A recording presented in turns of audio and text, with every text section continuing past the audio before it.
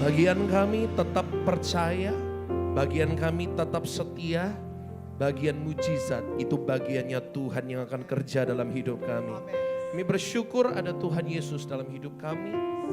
Firman-Mu berkata, justru dalam kelemahan kami kuasa-Mu sempurna. Kami bersyukur mempunyai Tuhan Yesus.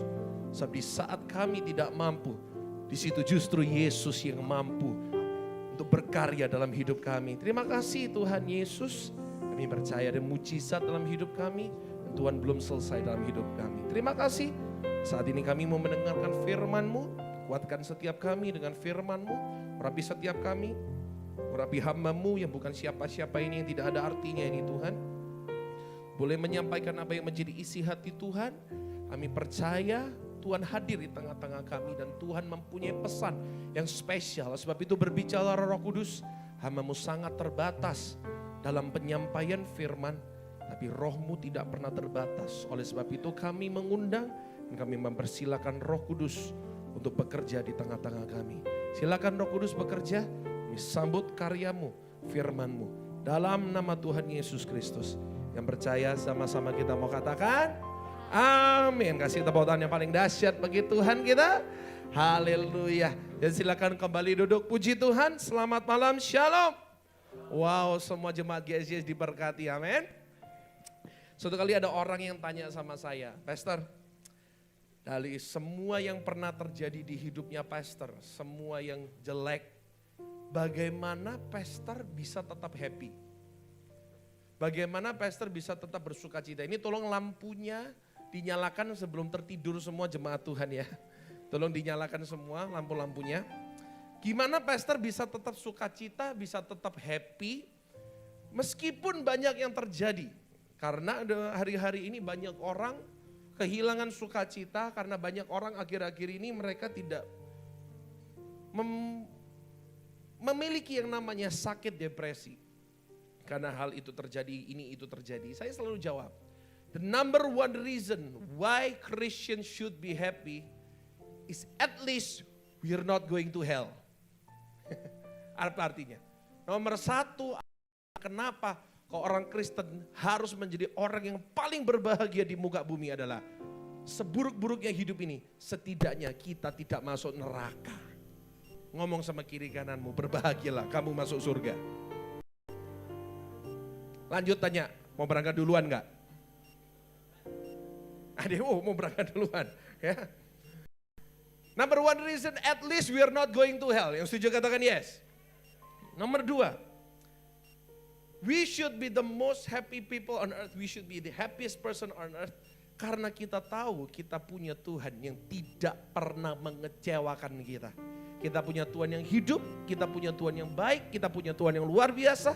Dan Dia Tuhan yang tidak pernah mengecewakan kita. Yang setuju katakan amin. Sebab itu ayo tetap bersuka cita. Ya. Dua alasan ini. Apapun yang terjadi dalam hidup ini, setidaknya aku tidak menggunakan kekekalan, I don't spend my eternity in hell. I'm going to heaven. Dan kedua, alasan kedua, kita punya Tuhan yang tidak pernah mengecewakan. Saya ingin sedikit lanjutkan apa yang saya sampaikan minggu lalu. Di Flix Cinema dan 2 minggu lalu saya khotbah di tempat ini. Saya sampaikan, kenapa kok banyak orang kecewa sama Tuhan. Kita sepakati dulu Bapak Ibu, bahwa kita punya Tuhan yang tidak pernah mengecewakan. Yang setuju katakan yes.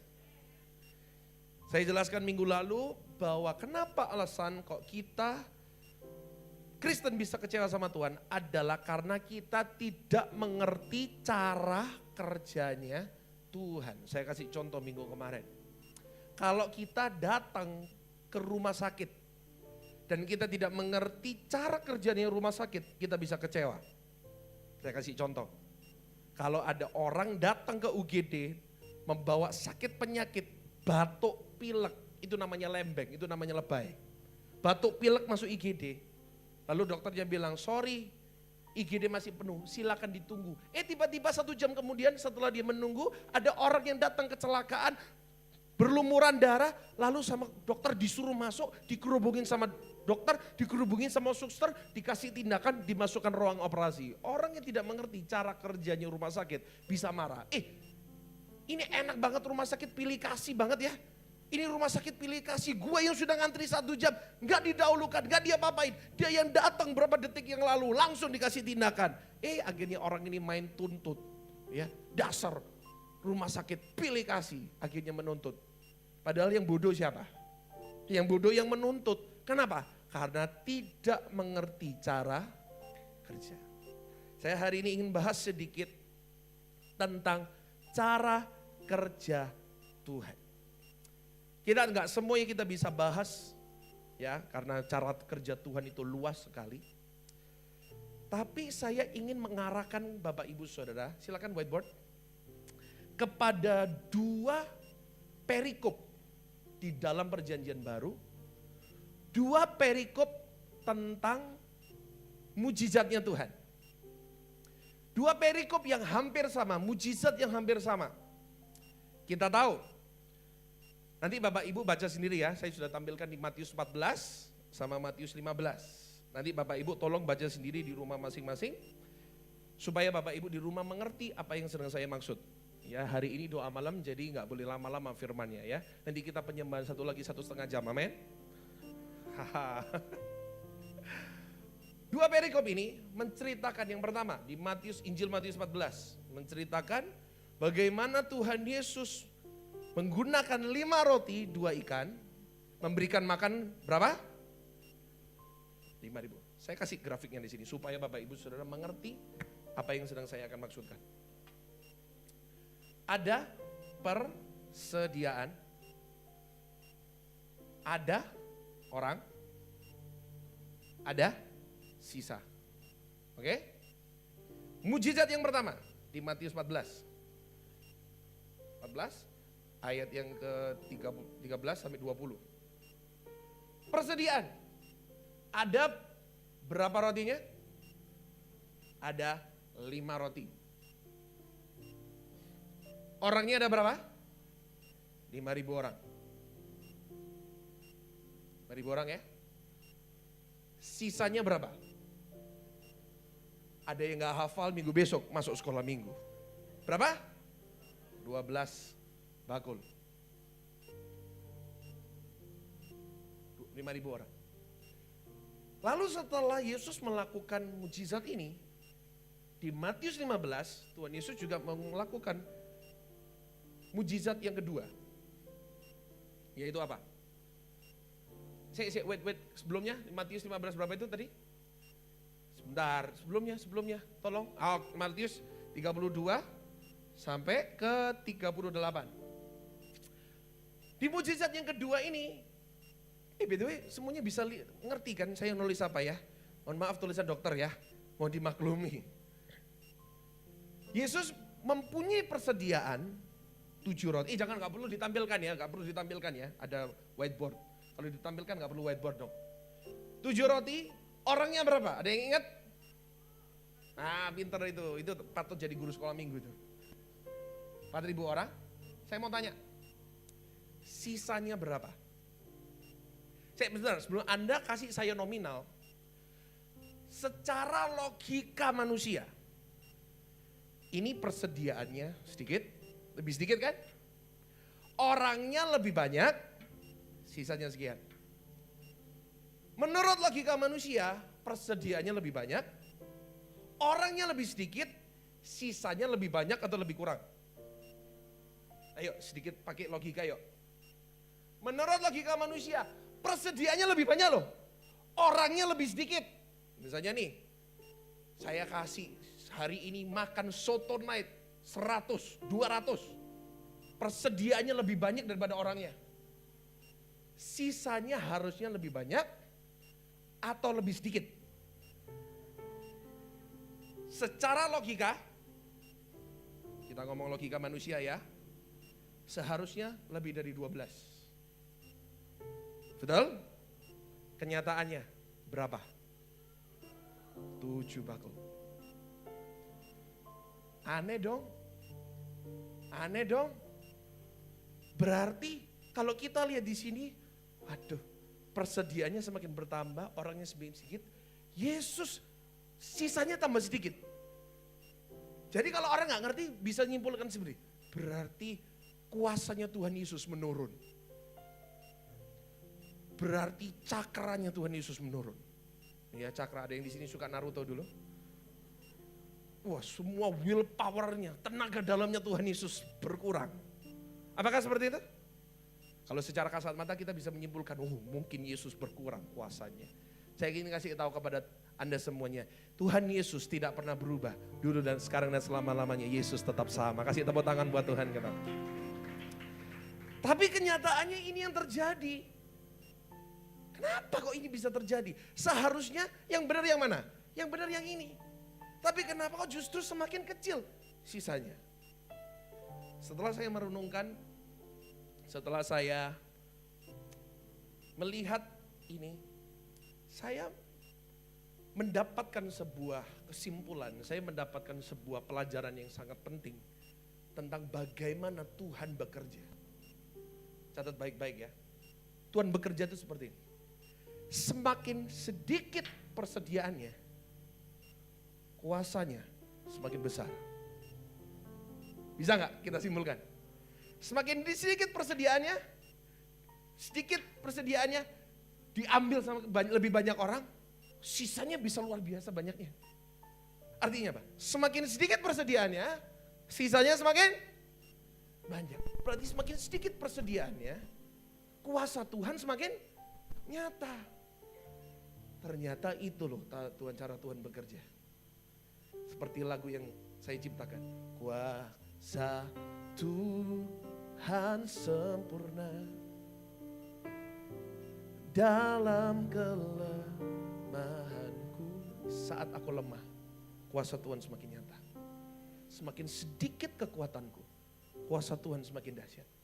Semakin kecil kekuatanku, semakin aku dipandang rendah sama orang, semakin aku dihina, dipandang sebelah mata oleh orang, semakin aku dikucilkan, dianggap gak bisa. Semakin Tuhan mau menyatakan kuasanya di dalam hidup kita. Seringkali ini cara Tuhan bekerja. Seringkali Tuhan mengizinkan kita tidak memiliki 7. Seringkali Tuhan mengizinkan kita memiliki 5, bahkan lebih kurang daripada 5. 4, 3, 2, 1. Dan mengizinkan kita hanya punya sedikit.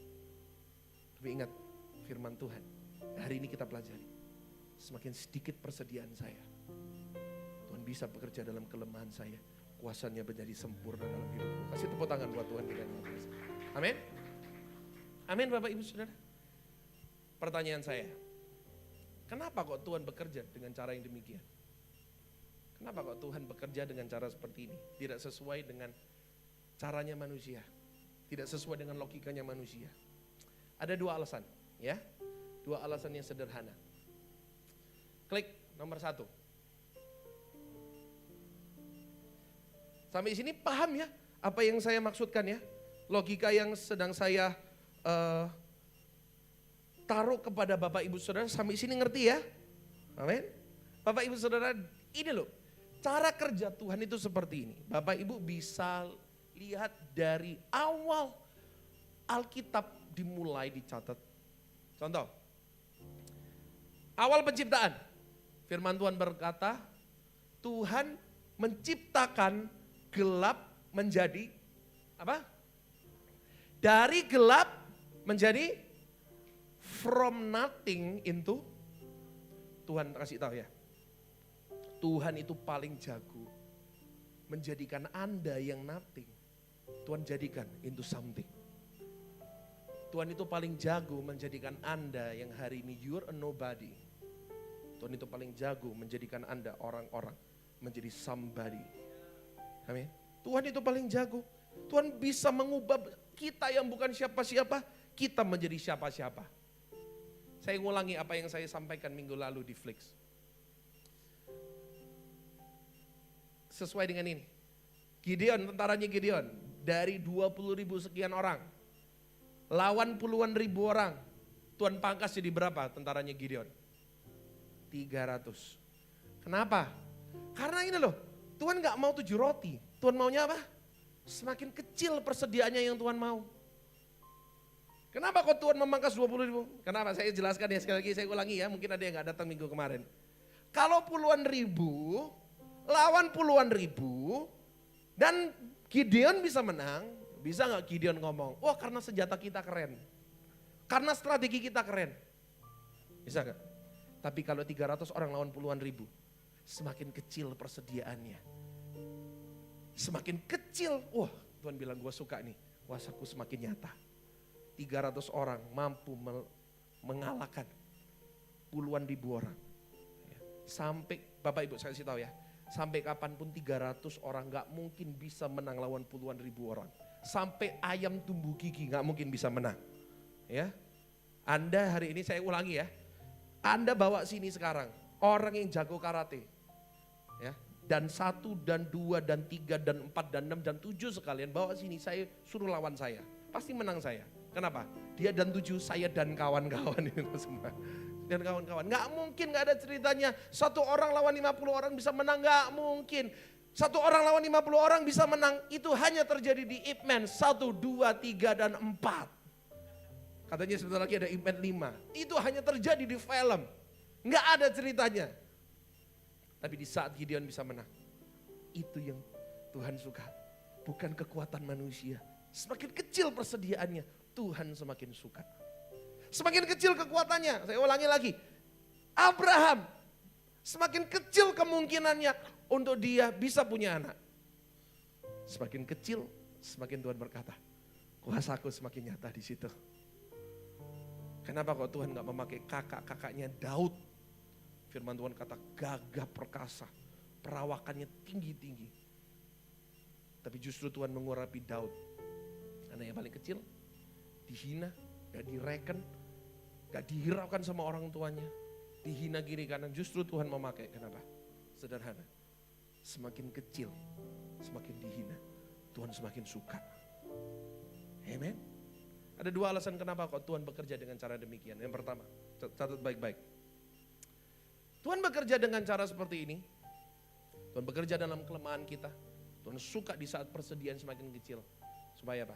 Nomor 1, supaya tidak ada manusia yang mengandalkan kekuatannya sendiri, tapi mengandalkan Tuhan dalam hidupnya. Amin. Buka sama-sama di Yeremia 17 ayat ke-5 sampai ke-8. Ini ayat hafalan, saya yakin Bapak Ibu Saudara pasti tahu. Yuk baca sama-sama dengan suara keras ya, bisa bantu saya? 1, 2, 3. Beginilah firman Tuhan, terkutuklah orang yang mengandalkan manusia, yang mengandalkan kekuatannya sendiri, dan yang hatinya menjauh daripada Tuhan. Klik. Ia akan seperti semak bulus di padang belantara, ia tidak akan mengalami datangnya keadaan baik. Ia akan tinggal di tanah angus, di padang gurun, di negeri padang asin yang tidak berpenduduk. Perhatikan, diberkatilah orang yang apa? Mengandalkan Tuhan, yang menaruh harapannya pada Tuhan. Klik. Ia akan seperti pohon yang ditanam di tepi air, yang merambat akar-akarnya ke tepi batang air, yang tidak mengalami datangnya panas terik, yang daunnya tetap hijau, yang tidak khawatir dalam tahun kering, yang tidak berhenti menghasilkan. Tuhan bekerja dengan cara demikian supaya kita manusia, kita tidak mengandalkan kekuatannya kita sendiri, tapi kita semakin hari semakin mengandalkan kekuatannya Tuhan. Kenapa? Karena Tuhan gak mau kita terkutuk. Firman Tuhan dengan jelas mengatakan, terkutuklah orang yang mengandalkan kekuatannya sendiri, yang mengandalkan manusia yang lain. Semakin kecil kekuatan kita, semakin kita mengandalkan Tuhan. Semakin aku gak punya apa-apa, semakin aku tahu aku perlu Tuhan dalam hidupku dan aku mengandalkan. Kenapa Tuhan bekerja? Karena Tuhan gak mau kita terkutuk. Tuhan mau kita diberkati. Seringkali Tuhan mengecilkan kita supaya kita mengandalkan Tuhan. Dan cara demikian Dia memberkati hidup kita. Mulai hari ini Bapak Ibu Saudara, seberapapun yang Anda miliki hari ini, Anda punya banyak, Anda punya sedikit,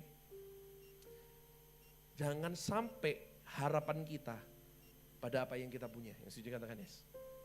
Jangan sampai harapan kita pada apa yang kita miliki, siapa yang kita kenal, uang yang kita punya.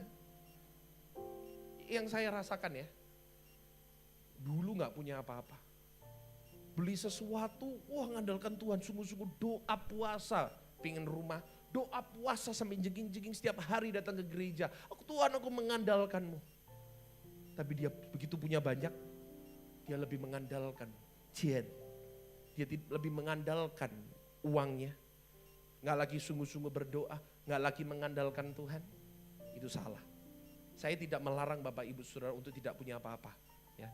Saya tidak melarang Bapak Ibu untuk jadi orang yang diberkati, jadi orang yang kaya. Silakan. Ini bukan masalah diberkati atau nggak diberkati. Ya. Tapi masalah Anda mengandalkan uang Anda, kemilikan Anda, atau mengandalkan Tuhan. Sebab itu Rasul Paulus pernah berkata seperti ini, hiduplah seperti kamu gak punya apa-apa. Itu yang Rasul Paulus katakan. Hiduplah seperti kamu menjadi orang yang gak memiliki apa yang kamu punya. Supaya apa? Kamu tidak mengandalkan apa yang kamu punya. Melainkan sama seperti dulu kamu gak punya apa-apa, sekarang kamu punya segalanya. Hatimu tetap sama, tetap mengandalkan Tuhan, tetap mengharapkan Tuhan. Amin. Saya tahu nggak mudah ya. Saya selalu berusaha untuk melakukan apa yang saya khotbahkan. Saya ngerti. Dulu awal-awal merintis GSJ Jakarta, wah susah Bapak Ibu Saudara. Awal-awal harus doa setiap minggu. Lebih sungguh-sungguh lagi, hari Sabtu itu sungguh-sungguh berpuasa. Karena saya nggak tahu besok ini ada orang yang datang atau enggak. Beberapa bulan kemudian, saya nggak tahu apakah bulan ini nutup cicilannya atau enggak. Itu saudara pikiran saya cenat-cenut setiap hari. Tuhan, ini cukup enggak? Tapi puji Tuhan sekarang Tuhan sudah memberkati gereja ini, sudah berkembang. Saya melatih hati saya untuk tidak mengandalkan orang yang datang. Tidak mengandalkan tim yang sudah solid. Tapi saya melatih hati saya, Tuhan, aku mau tetap mengandalkan Tuhan sama seperti pertama kali aku datang ke Jakarta. Ya. Sama seperti aku dulu gak tahu besok ada yang datang atau enggak. Bagaimana aku mengandalkan dan mengharapkan Tuhan, demikianlah hari ini. Meskipun saya tahu nanti Juli anniversary pasti ribuan orang yang datang, apalagi ada giveaway iPhone 13. Ya. Giveaway iPhone 13 ya. Ya di sini ada yang amin, gue mau dapat. Meskipun dengan giveaway iPhone 13 banyak orang yang akan datang, ribuan orang yang datang. Saya ngomong sama Tuhan, Tuhan ajari aku untuk tetap mengandalkan Tuhan sama seperti, mengharapkan Tuhan sama seperti pertama kali aku datang. Demikian dengan kita.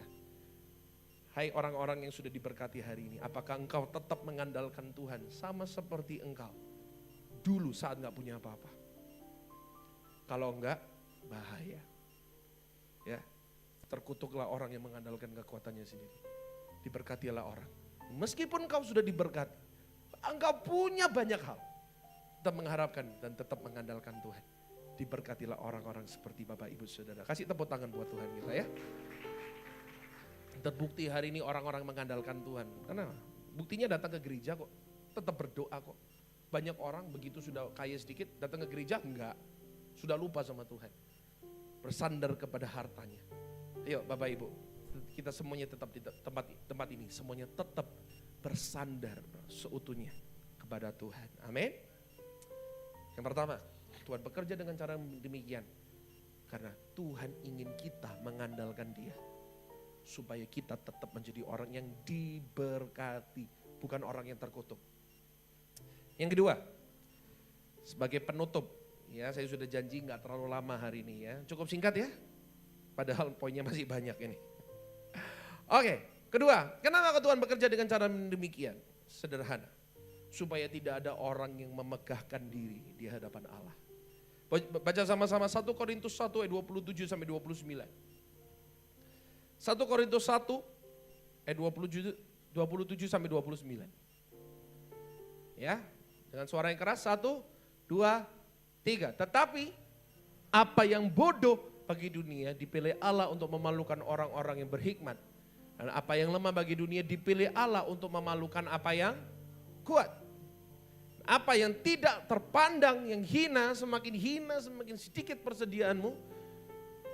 Dipilih Allah, bahkan apa yang tidak berarti dipilih Allah untuk meniadakan apa yang berarti. Klik. Perhatikan, ini loh alasannya. Ini loh alasannya. 1, 2, 3. Supaya jangan ada seorang manusia pun yang memegahkan diri di hadapan Allah. Ini loh prinsip yang Tuhan ingin taruh dalam hidup kita. Tuhan bekerja dalam kelemahan kita. Supaya di saat kita lemah dan Tuhan bekerja, kita tidak bisa bilang ini karena aku. Ini karena kekuatanku. Tuhan bekerja dalam kelemahanku. Tuhan yang bekerja semuanya. Supaya satu hari aku akan ngomong sama semua orang. Semuanya ini karena Tuhan dan bukan karena aku. Amin. Seringkali Tuhan membawa kita rendah ya. Seringkali Tuhan izinkan ya. Seringkali bukan karena Tuhan jahat ya. Sekali lagi, Tuhan tidak pernah jahat. Yang setuju katakan amin. Seringkali Tuhan mengizinkan kita untuk turun supaya dalam hati kita itu keluar. Apa yang dalam hati kita itu keluar. Ada orang yang ngomong sama saya. Di saat saya nggak punya apa-apa, saya penghasilannya menurun, saya lagi susah pekerjaannya, saya merasa seorang pencundang. I feel like a failure. Ada orang ngomong gitu sama saya. Lalu saya balik. Berarti selama ini Anda sukses dulu, Anda merasa itu karena kamu. Benar gak? Bisa gak saya balik seperti itu? Kalau hari ini Anda gak punya apa-apa, Anda pekerjaan sepi dan Anda merasa I'm a failure. Suatu hari kalau Anda menjadi orang hebat, Anda juga bisa bilang, ini karena gua. Ini karena aku hebat. Seringkali Tuhan mengizinkan kita untuk di titik rendah, untuk reveal. Ternyata selama ini aku memegahkan diri ya. Meskipun kita tidak pernah merasa itu. Sekali, oh enggak, semua karena Tuhan. Ternyata dalam hati kita yang kecil kita tahu itu karena kita. Itu yang Tuhan ingin bersihkan dari hati kita. Itu yang Tuhan ingin, istilahnya orang Surabaya, dicotek. Apa itu cotek? Dicongkel. Ya. Kotoran itu yang Tuhan ingin congkel. Hei, kamu sukses karena kamu, ayo aku congkel dulu. Aku izinkan kamu turun sebentar. Supaya aku congkel. Supaya apa? Saat suatu hari aku mengangkat dirimu jauh lebih tinggi di atas. Kamu tahu itu bukan karena kamu. Kamu tahu itu karena Tuhan. Dan tidak ada seseorang yang bisa memegahkan diri di hadapan Tuhan yang mengatakan, this is because of me. Ya, kalau Anda hari ini diberkati, jangan pernah ngomong this is. Mungkin dalam hati kecil Anda ada. Mulai hari ini yuk belajar sama-sama. Untuk mengatakan ini semuanya karena Tuhan, karya Tuhan di dalam hidup saya. Yang sudah katakan amin. Oleh karena kalau kita mengerti prinsip ini, betapa pentingnya kita harus mengosongkan diri di hadapan Tuhan. Ini bukan, sekali lagi ya, ini bukan tentang Anda nggak punya uang, ya, please. Saya tidak berdoa semuanya di sini nggak punya uang ya. Saya berdoa selalu Tuhan berkati semua jemaat GSJS berlimpah-limpah. Tuhan sampai full berkatnya. Kenapa? Kalau semuanya gak punya duit, siapa yang bayar sewa gedung? Ya, masa pendetanya harus kerja jadi di McDonald sana untuk bayar gedung ini? Kan enggak kan? Tapi bukan tentang Anda punya uang atau gak punya apa-apa. Tapi ada loh orang, jangan salah.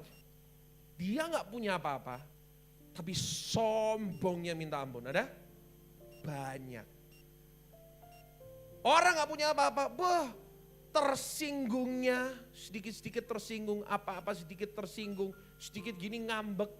Ya, belum jadi CEO aja ngambekan tukang tersinggung, apalagi Tuhan angkat jadi CEO.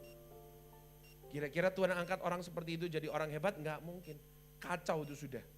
Benar gak? Belum apa-apa aja sudah tersinggung. Apa diomongin sedikit marah, dikritik sedikit marah, diomongin sedikit nggak terima. Padahal sorry itu sih nggak duwe apa-apa, orang Jawa ini bilang nggak punya apa-apa. I'm sorry.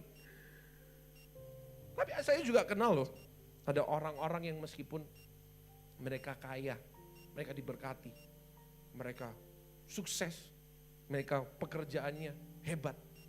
Tapi mereka gak gampang tersinggung. Mereka rendah hati, mau kritik, mau minta maaf. Tahu dia salah, mengkoreksi diri, ada. Bapak Ibu sekali lagi, ini bukan masalah Anda punya atau gak punya. Ini bukan masalah Anda hari ini gajinya berapa. Ini bukan masalah Anda sekarang punyanya apa. Ini bukan masalah sekarang pangkat Anda apa. No. Ini masalah sikap hati. Anda bisa hari di tempat ini, Anda orang yang gajinya yang paling kecil, justru Anda yang paling sombong, bisa jadi. Juga bisa jadi Anda di tempat ini, Anda gajinya yang paling besar, justru Anda orang di hadapan Tuhan. Orang yang tidak memegahkan diri. Bisa? Sangat bisa. Sekali lagi, this is not what we have or what we don't have. Tapi ini masalah apa? Hati. Yuk, kalau kita mengerti prinsip ini, betapa pentingnya kita mengosongkan diri. Kita merendahkan diri terus di hadapan Tuhan. Amin. Saya akan tutup. Silakan pemain musik Singers WL boleh maju kembali. Sesuai dengan janji, singkat, padat dan jelas. Roh Kudus itu digambarkan seperti angin. Seperti apa? Di loteng Yerusalem dikatakan bahwa Roh Kudus itu seperti tiupan angin. Pernah dengar ya? Pernah baca ya? Seperti tiupan angin. Saya pernah menjelaskan bahwa di Alkitab itu dipenuhi dengan simbol. Saya kasih contoh. Roti dan anggur, itu simbol dari apa? Tubuh dan darah Yesus. Banyak yang lain. Salah satu simbol dari Roh Kudus adalah angin. Firman Tuhan berkata, Roh Kudus datang seperti angin yang kencang. Tahu nggak angin itu apa? Bagaimana angin itu tercipta? Halo, ada para ilmuwan di sini? Para anak-anak muda yang sekolah IPA. Bagaimana angin itu terciptakan? Angin itu sebenarnya cuma udara. Ya. Udara yang bergerak dari mana? Dari tekanan tinggi kepada tekanan yang lebih rendah. Kalau ada tekanan tinggi, ruang ada tekanan tinggi, dan dari ruang sebelahnya tekanan rendah. Kalau ada bolongan, tiba-tiba ada bolongan di situ, angin yang tempat yang ruangan dengan tekanan tinggi, anginnya akan masuk ke tekanan rendah. Roh Kudus itu seperti angin. Maksudnya gimana? Tuhan yang penuh, ya, penuh dengan segala yang baik, penuh dengan kuasa, penuh dengan mujizat, penuh dengan hikmat, penuh dengan kebaikan anugerah.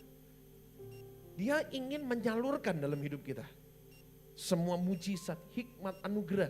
Dia mau salurkan dalam hidup kita. Yang setuju katakan amin.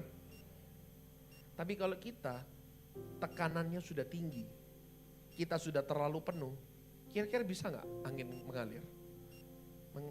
Angin mungkin mengalir sepoi-sepoi dikit-dikit. Tapi begitu kita mengosongkan diri kita, kita datang ke Tuhan, anginnya itu kencang dalam hidup kita. Amin. Sebab itu kita mengosongkan diri. Don't be too full of yourself. Jangan terlalu penuh dengan diri Anda sendiri. Roh Kudus itu digambarkan juga seperti sungai. Sungai yang mengalir. Sungai itu apa sih? Ada yang tahu nggak sungai itu apa? Sungai itu air. Air biasa. Air yang mengalir. Mengalir dari tempat apa? Mengalir dari tempat yang tinggi ke tempat yang lebih rendah. Nggak ada ceritanya sungai mengalir dari tempat rendah ke tempat tinggi. Dari air dari tempat rendah ke tempat tinggi. Itu namanya sanyo. Di rumah Anda masing-masing. Ya, water pump. Dari bawah dinaikkan ke atas. Firman Tuhan catat, Roh Kudus itu seperti sanyo. Roh Kudus itu seperti apa? Sungai. Sanyo lagi. Ya. Roh Kudus itu seperti apa? Sungai. Yang mengalir dari tempat yang tinggi ke tempat yang lebih rendah. Semakin Anda tahu diri di hadapan Tuhan, begitu Anda diberkati, Anda mengatakan, Tuhan, ini bukan karena aku. Semakin, saya pernah khotbah, semakin diberkati semakin lo Allah. Semakin berkati semakin rendah hati. Semakin berkati jangan semakin sombong, jangan tinggi hati. Semakin rendah hati semakin diberkati semakin rendah hati. Tuhan akan semakin limpahkan anugerahnya dalam hidupmu. Tuhan semakin alirkan kuasanya dalam hidupmu. Tuhan akan semakin alirkan mujizatnya di dalam hidup kita semuanya. Amin. Sebab itu yuk mulai hari ini kita belajar. Mengosongkan diri, merendahkan diri di hadapan Tuhan. Tuhan bekerja dengan seperti itu supaya tidak ada orang yang bisa membanggakan diri. Oh, ini karena aku. Justru dalam kelemahanku, kuasa Tuhan menjadi cara Tuhan bekerja ya. Hari ini simple sekali cara Tuhan bekerja. Saya berdoa Anda mengerti, Anda sungguh-sungguh mengagumi Tuhan. Justru dalam kelemahan kita, kuasanya jadi sempurna. Kasih tepuk tangan buat Tuhan kita yuk. Belajar lagu ini ya, sama-sama ya. Oke, kita baca sama-sama lagu ini. Kuasa Tuhan sempurna dalam kelemahanku. Kuasa Tuhan bekerja di saat ku berdoa, di saat ku berharap. Angkat tanganmu. Ku percaya tiada yang mustahil di dalam-Mu. Segala perkara dapat Kau lakukan, dan tangan-Mu tersedia untuk orang yang tak berdaya. Amin. Katakan, ku percaya masih ada mujizat di hidupku. Si ada Tuhan yang tak terbatas. Janji-Mu menghidupkan, ku memilih tetap percaya.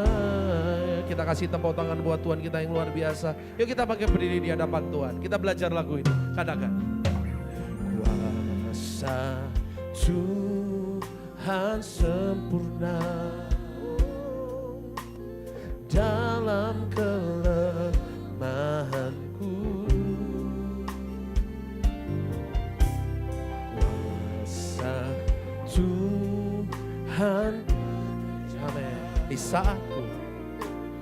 Di saatku berdoa, sekali lagi, kuasa Tuhan semakin sempurna. Kuasa Tuhan sempurna dalam kelemahanku. Kuasa Tuhan bekerja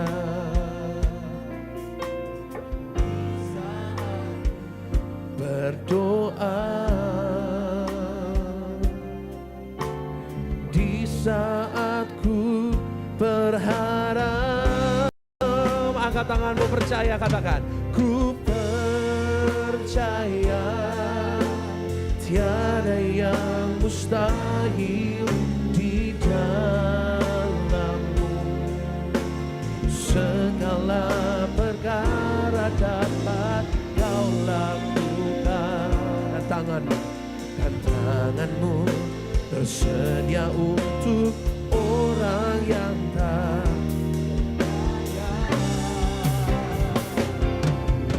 Ku percaya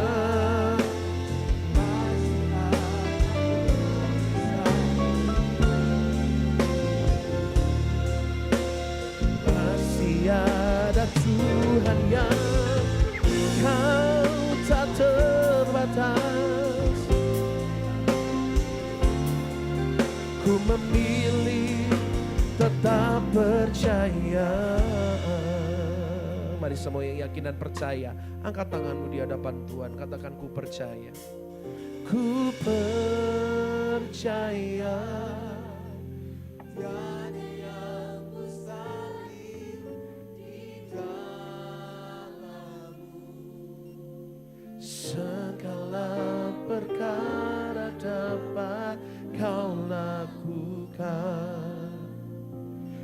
tanganmu tersedia untuk orang yang tak berdaya.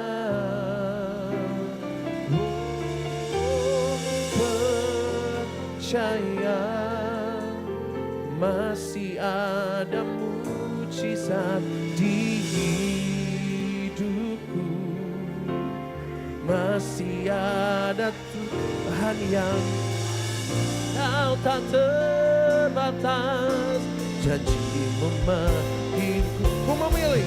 Ku memilih tetap percaya. Oh, angkat tanganmu sama-sama. Ku percaya tiada yang mustahil di dalam-Mu. Segala perkara dapat Kau lakukan. Tanganmu tersedia untuk orang yang tak percaya. Oh, ku percaya ada mujizat.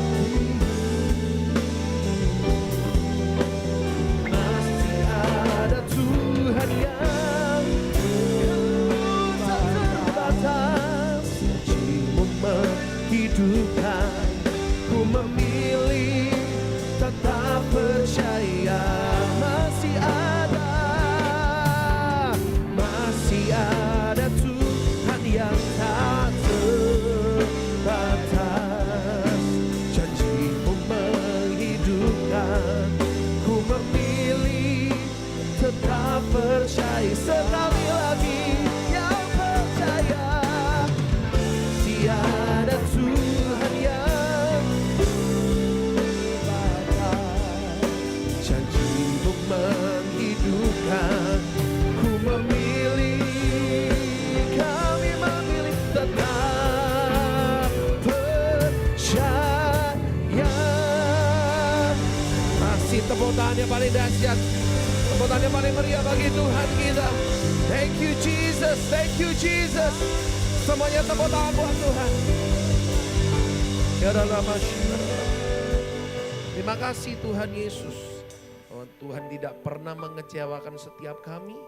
Justru seringkali Tuhan membawa kami ke posisi di mana kami tidak memiliki banyak, supaya nyata kuasa-Mu semakin dahsyat atas hidup kami Tuhan. Terima kasih.